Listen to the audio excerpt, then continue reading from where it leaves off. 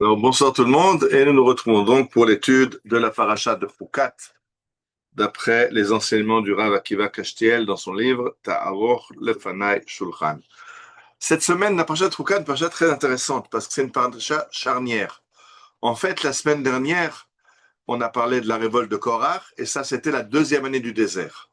La semaine prochaine, on sera déjà dans Balak et on sera juste avant l'entrée en Eretz Israël, la dernière année. En fait, dans la paracha de Chutzkat, il y a 38 années. Le début de la paracha se passe encore la deuxième année du désert, donc on est à la suite des événements qu'on relate depuis le début du livre de Shemot, la sortie d'Égypte et la marche dans le désert. Et dans la deuxième partie de cette paracha, on est 38 ans plus tard avec les enfants de cette génération, puisque les parents sont morts en punition de la faute des explorateurs. Et donc, la fin de la paracha, ce sont déjà des épisodes qui ont rapport à la nouvelle génération, celle qui va rentrer en Eretz Israël. Et on va essayer de comprendre pourquoi les événements de cette paracha nous font bien comprendre les nouveaux problèmes auxquels le peuple est confronté. Et il ne s'agit plus des mêmes qu'on a vus tout à l'heure, qu'on a vus dans les autres parachutes, il s'agit d'une nouvelle génération. Et cette génération, elle est un petit peu, elle a un petit problème. Elle a perdu tous ses repères. Tous les parents sont morts, la génération d'avant est morte. Les chefs spirituels et politiques meurent. Dans la paracha de Chukat, on voit le décès de Myriam, le décès de Aaron. Et Moshe ne meurt pas dans cette paracha, mais Dieu lui annonce qu'à cause de la faute du rocher, il va mourir. Donc on a perdu les chefs du désert. Et donc il y a une nouvelle génération qui n'a plus ses repères, qui n'a plus ses chefs, qui n'a plus les anciens. Et le Rav Keshel veut proposer, c'est peut-être pour cela que la paracha commence par les lois relatives à la paradouma. La paradouma, la vache rousse, c'est ce qui permet la purification de la mort. C'est une génération qui était confrontée à la mort de toute la génération d'avant. Ils sont dans ce traumatisme post-mortem. Et donc la paradouma, c'est ce qui permet de se purifier, de se sortir de l'impureté de la mort et de revenir vers la vie. Donc justement, cette génération en a besoin. Et c'est pour ça que la paracha commence par la paradouma, par cette vache rousse. Mais regardons de quoi il va s'agir. Alors, quand j'ai dit qu'on a perdu tous les anciens et qu'il va y avoir des nouveaux, dans cette paracha, Moshe est encore en place, mais il va céder la place bientôt à Yehoshua, Yehoshua, son serviteur qui va lui succéder. Et c'est très intéressant parce que j'ai regardé maintenant le livre, je viens de chercher sur Internet dans le livre de Shmuel, de Yehoshua, j'ai demandé à l'Internet de me compter combien de fois on trouve dans le livre de Yoshua Moshe Eved Hashem, Moshe, serviteur de Dieu. Alors c'est incroyable parce que la Torah finit dans la paracha, dans le Sefer Dvarim, quand Moshe va disparaître. Il y a marqué Vaïhi Achare Mot Moshe Eved Adonai, et ce fut après la mort de Moïse, serviteur de Dieu. Vayomer Adonai El Yoshua Binun Mesharet Moshe les morts. Alors Dieu s'adresse à Yoshua Binun, serviteur de Moshe. C'est-à-dire qu'on a eu d'abord une génération incroyable, des gens qui ont vu la sortie d'Égypte, qui ont vu les miracles de la mer Rouge, qui ont vu le don de la Torah. Et ces gens-là, ils ont un chef qui est incroyable, qui s'appelle Moshe. Et Moshe est appelé Eved Hashem, serviteur de Dieu. Alors comment on nous a présenté Yoshua? Eved Moshe. Yoshua n'est pas le serviteur de Dieu. Yoshua, c'est le serviteur de Moshe. Et quand on lit le début du Sefer Yoshua, et tout le Sefer Yoshua, on trouve 18 fois dans le livre de Yoshua cette expression Moshe Eved Hashem. Moshe, serviteur de Dieu. Euh, et d'ailleurs, au début du livre, Dieu dit à Yoshua, Moshe Avdi met, Moshe, mon serviteur, est mort, et donc, n'aie pas peur, remplace-le. Il t'a laissé, c'est dur de remplacer Moshe, mais tu vas y arriver. Et dans la fin, dans le dernier chapitre du livre de Yoshua, quand Yoshua décède, le verset est incroyable. Ce fut après ces choses, Vayamot Yehoshua bin Nun Eved Adonai ben 120 shanim, et Yoshua bin Nun, serviteur de Dieu, décéda à l'âge de 110 ans. Ça a pris tout le livre de Yoshua pour que Yoshua ait ce nom, ce qualificatif de serviteur de Dieu. Pendant tout le Sefer Yoshua, on nous parle de Moshe, serviteur de Dieu, et Yoshua, serviteur de Moshe. À la fin du Sefer Yoshua, on peut dire, oui, Yoshua aussi, serviteur de Dieu. Mais c'est vrai que pour le peuple qui a connu la grandeur de Moshe, qui se trouve face à Yoshua, c'est un mashber, c'est une catastrophe. La Gemara nous dit, Moshe, pnei Moshe qui pnei yareach, voir Moshe c'est comme le soleil, Et Pnei Yoshua, Pnei Harer, c'est comme la lune. On est passé de l'éclairage du soleil à l'éclairage de la lune, de quelque chose qui éclaire, qui chauffe le monde, à quelque chose qui a une pâleur, une clarté assez pâle juste la nuit. Et donc, le peuple est dans un problème, dans un grave problème. Comment on va vivre maintenant l'après-Moshe? Et c'est justement ça qui nous amène à cette faute de Moshe au rocher. Le peuple va se plaindre pour avoir de l'eau. Moshe va frapper le rocher, l'eau va sortir, mais Moshe va être puni par Dieu qu'il ne rentrera pas en Israël à cause de cette faute. Pourquoi? Il y a 38 ans, le peuple a dit la même chose. Il y a 40 ans, à la sortie d'Égypte, le peuple a dit on n'a pas d'eau. Moshe avait frappé un rocher et ça avait marché. Donc Moshe n'a fait que répéter un modus operandi, une façon de faire venir l'eau qu'il connaissait dans le désert et qui fonctionne. Le natif de Vologine, le Rosh Yeshiva de l'Yeshiva de Vologine, il y a un siècle et demi, dit parce qu'on n'est plus dans la génération du désert, on est une nouvelle génération qui va maintenant rentrer en Israël sans Moshe. Et Dieu veut leur expliquer comment faire en Eretz Israël quand il n'y aura pas d'eau. Ben, quand en Israël, il n'y a pas d'eau, alors la nous enseigne, la Mishnah nous enseigne qu'on va faire des jours de jeûne, on va prier, et on va demander à Dieu, dans la prière, qu'il donne de l'eau. Et c'est ça que, dit le rabbi de Vologine, c'est ça que Dieu dit à Moshe.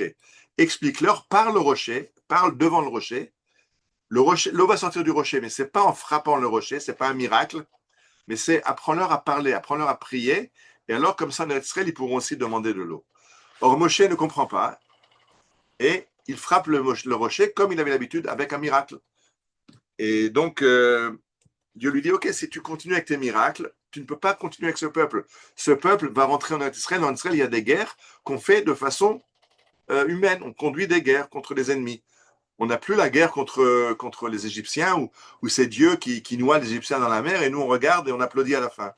Et donc, Dieu dit à Moshe, si tu n'es pas capable de comprendre que le peuple a changé et que la façon de se conduire a changé, on n'est plus dans les miracles évidents, mais dans une conduite naturelle avec l'aide de Dieu, alors tu ne peux pas continuer avec ce peuple. C'est pour ça qu'il y a cette faute du rocher. La faute d'après, c'est le peuple va se plaindre et il va être attaqué par des serpents. Et c'est incroyable parce que dit le peuple? Vaïdabrou, Bachem, Vaidaber, Ha'am, Belohim ou Moshe.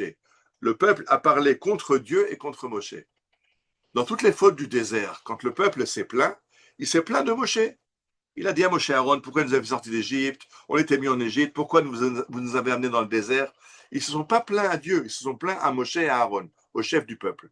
Là maintenant, ils comprennent quelque chose de nouveau.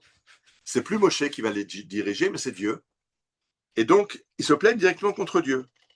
Et quelle va être la punition? Ces serpents qui vont les mordre, quand ils vont vouloir être guéris, Dieu va dire à Moshe, prends un bâton, une hampe, mets un serpent d'airain en haut de la hampe, et celui qui regardera le serpent sera guéri. Et Rashi nous ramène l'Agma qui dit, mais quoi, est-ce que c'est un serpent qui guérit ou un serpent qui tue ou un serpent qui guérit? Et là, l'Omar Lecha, c'est pour t'enseigner que Kolpam, quand il regardait vers le sommet de la hampe et qu'il voyait le serpent d'airain, et qu'alors il se rappelait de Dieu, qui priait Dieu, ils étaient sauvés. C'est-à-dire qu'on est en train d'essayer d'expliquer au peuple qu'on a fini les miracles du désert. Maintenant, c'est fini d'aller prier, d'aller supplier Moshe, et Moshe vient avec son bâton miraculé et fait un miracle. Maintenant, tu as un problème, tu vas prier Dieu, et Dieu t'amènera la réponse à ta demande. Alors, c'était vrai pour la faute de l'eau au rocher, où Moshe devait leur enseigner comment prier. C'est vrai dans la faute où ils se plaignent et ils vont devoir regarder vers le haut ce serpent pour comprendre qu'il faut se tourner vers Dieu et prier pour être guéri. Et ça va être vrai à la fin de la paracha, où il y a une shira, un cantique, qui est le deuxième cantique de la Torah. On se rappelle du grand cantique qui est le Shirat Hayam, le cantique de la mer Rouge.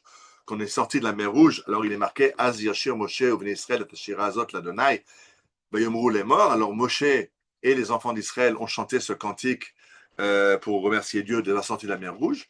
Cette semaine, on a un autre miracle, un miracle en fait, qu'ils n'ont pas vu.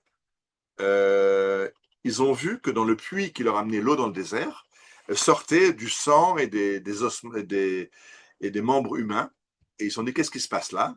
Et en fait, dit le Midrash, les Cananéens s'étaient cachés dans des grottes qui surplombaient le chemin qu'ils devaient emprunter. C'était une gorge une gorge très escarpée. Et donc, ils s'étaient cachés dans les grottes en disant quand les Bnei Israël vont passer en bas, on va leur jeter des pierres et des flèches et on va les tuer. Mais en face de ces grottes, il y avait des rochers saillants dans la paroi d'en face. Dieu a rapproché les deux parois des rochers et ils ont été écrasés dans les grottes, mais le peuple d'Israël ne savait pas qu'il avait été sauvé par un miracle. Et alors Dieu a fait que leurs corps ont été transportés dans ce puits qui a fait émerger les corps de ces Cananéens. Et donc Am Israël s'est rendu compte du miracle qui a été fait et il a fait un cantique, exactement comme il a été sauvé de la mer Rouge. Seulement là, il a marqué quelque chose d'autre. Il a marqué cette semaine Az Yashir Israël. Quel est le verset? Az Yashir Israël est Ashira Azot. Il y a marqué que Israël a chanté. Dans le cantique de la mer Rouge, il y a marqué Az Yashir Moshe ou Bnei Israël. Moshe, les enfants d'Israël. Et la Gemara nous enseigne c'est quoi Moshe, les enfants d'Israël. C'est Moshe chanter et les gens répètent derrière Alléluia. Comme le Gemara dit, c'est comme le Hallel. Hodou Hashem Kitov, on répond Kilolam Chasdo. Yomruna Ire Hashem, Kilolam Chasdo. Hodou Hashem Kitov, Kilolam Chasdo. On répond après Moshe. Et là, maintenant, non, il n'y a plus de Moshe. Az Yashir Israël, c'est Israël qui chante. On est arrivé à cette maturité où le peuple d'Israël comprend qu'il va maintenant se gérer lui-même. Il n'y aura plus les maîtres de la taille de Moshe et d'Aaron. Il y aura Yoshua. Ça a l'air beaucoup moins, mais ils sont une grande force et avec cette force-là, ils pourront rentrer en Eretz Israël. Je pense que cette explication de la paracha, elle est incroyable dans la situation où nous vivons actuellement parce qu'on est en train de voir ça, où la génération qui a fondé l'État d'Israël, qui a créé les kibbutzim, la Haganah, Tzahal, etc., est en train de laisser le pas à une nouvelle génération. Et c'est problématique, c'est un passage d'une génération. Il y avait des Ben Gurion et des Ben Tzvi, il y avait des gens. Aujourd'hui, on a des gens que on a un peu moins de considération pour eux. Je ne sais pas si c'est mérité ou pas mérité. Mais en tout cas, ce qu'on voit, c'est qu'émerge maintenant une autre génération qui va conduire Am Israël vers des nouveaux défis, de nouvelles réalisations. Et au moment de ce passage, c'est un peu compliqué. Alors, on est en train justement de vivre ce passage où on est en train de vivre quelque chose de nouveau qui est en train de se créer en Eretz Israël, dans le peuple d'Israël.